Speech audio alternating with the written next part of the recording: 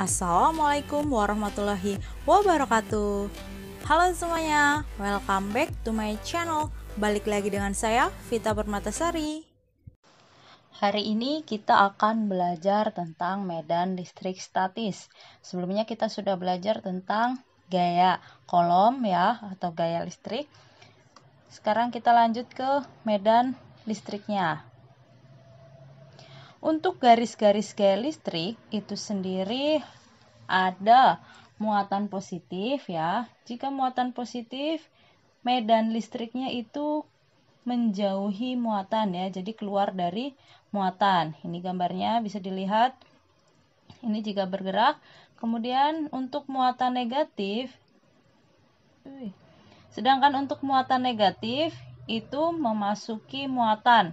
Ya, jadi medan listriknya itu memasuki muatan negatif. Ini bisa dilihat gambarnya yang bawah. Ini untuk muatan negatif itu arah medannya masuk, sedangkan untuk positif arah medannya ke luar. Jika kita gabungkan, bisa menjadi seperti ini. Nah,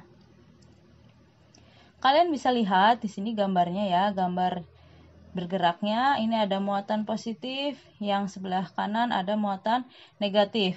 Jadi dari positif itu keluar medan listriknya menuju ke negatif ya. Yang negatif itu masuk, yang positif itu ke luar. Jika dilihat di gambar yang diam, kalian bisa lihat di sini untuk muatan positifnya itu keluar ya.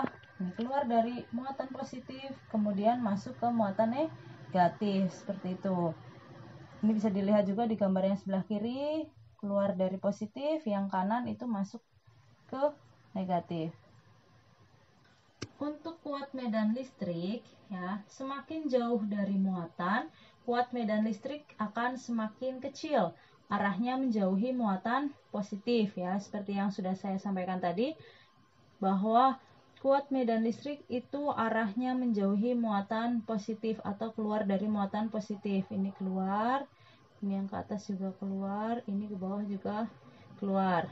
Sedangkan jika semakin jauh dari muatannya, maka medan listriknya akan semakin kecil. Jadi yang paling kuat itu di mana? Yang paling dekat dengan muatan listriknya.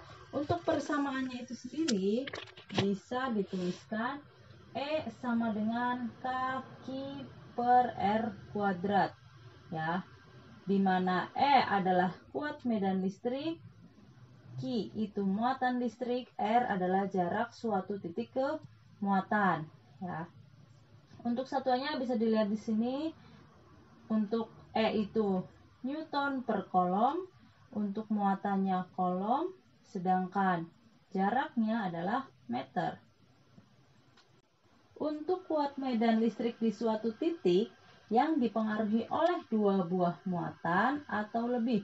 Kalian bisa lihat misalkan ada muatan A positif, B negatif. Jika saya letakkan titik di tengah, maka seperti tadi sudah dijelaskan, ketika muatan positif itu arah medannya keluar ya, atau menjauhi. Sedangkan untuk muatan negatif, arah medannya itu masuk ya, atau mendekati. Sehingga arah medan listriknya ke kanan semua. Jika saya letakkan di sebelah kanan B, nah kalian bisa lihat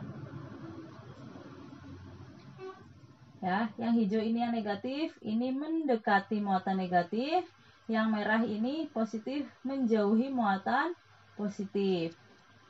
Jika saya letakkan di sebelah kiri, nah di sini ada muatan titik ya, muatan titik yang hijau akan mendekati negatif, yang merah itu menjauhi positif ya. Jadi tetap kalau positif itu menjauhi atau keluar dari positif, kalau negatif itu mendekati atau masuk ke arah muatan negatif. Contoh lain, jika muatan A itu positif, muatan B juga positif. Gimana jika berada di tengah? Nah, kalian bisa lihat yang biru ini adalah medan listrik dari B. Ya, dia arahnya kemana? Ke kiri, menjauhi. Terus yang merah itu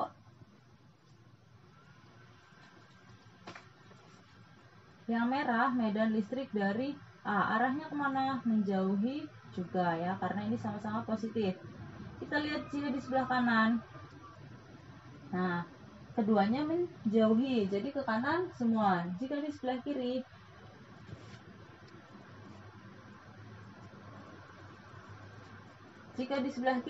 sama, keduanya menjauhi, jadi ke sebelah kiri semua.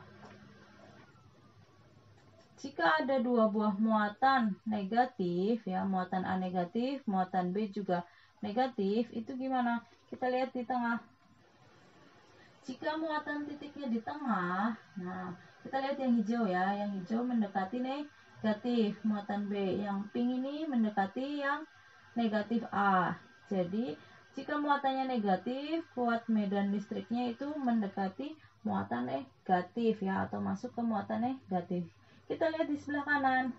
Nah, semuanya akan ke arah kiri ya. Kita lihat yang sebelah kiri, semuanya akan menuju ke sebelah kanan karena muatan negatifnya ada di sebelah kanan semua. Maka jika ingin mengetahui kuat medan listrik di suatu titik sama dengan 0, kalian bisa meletakkan titik itu di, misalkan jika muatannya negatif dan positif seperti gambar pertama, kalian bisa meletakkan muatannya di sebelah kiri ya, atau di sebelah kanan ya. Jadi antara paling kiri atau paling kanan.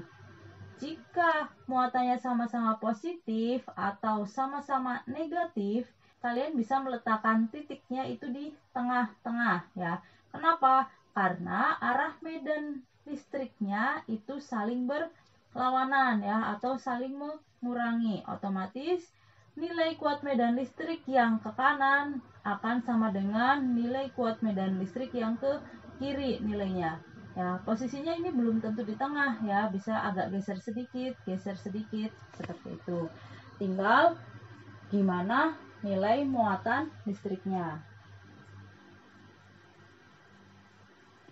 Untuk kuat medan listrik di suatu titik yang dipengaruhi oleh dua muatan atau lebih, sama seperti tadi, bedanya ini membentuk sudut ya. Membentuk sudut berapa? 90 derajat. Ini contoh aja ya. Ini contoh saja ya, 90 derajat, bisa saja 60, 30, 37 atau 53. Biasanya menggunakan sudut-sudut istimewa. Nah, gimana cara mencari nilai kuat medan listriknya ya? Di sini kan dari titik ini nih ke arah negatif ya, masuk ke arah muatan negatif. Sedangkan dari titik ini nih menjauhi muatan positif atau keluar, sehingga membentuk Pitagoras ya. Ini kan membentuk Pitagoras. Kita akan mencari kuat medan listrik resultannya ya, resultan dari E-nya. Gimana cara mencarinya?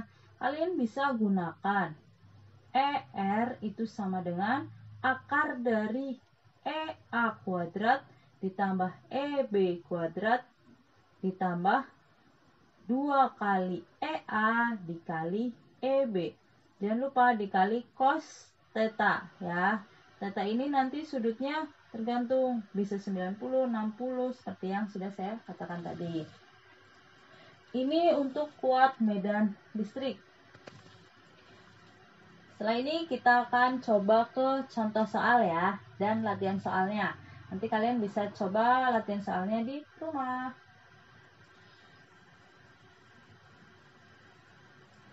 Sekian video pembelajaran yang dapat saya sampaikan, semoga bermanfaat. Apabila ada yang mau ditanyakan, silakan kalian bisa tanya di kolom komentar atau chat di sosial media saya. Assalamualaikum warahmatullahi wabarakatuh. See you next time. Bye. Jangan lupa like, comment, dan subscribe ya.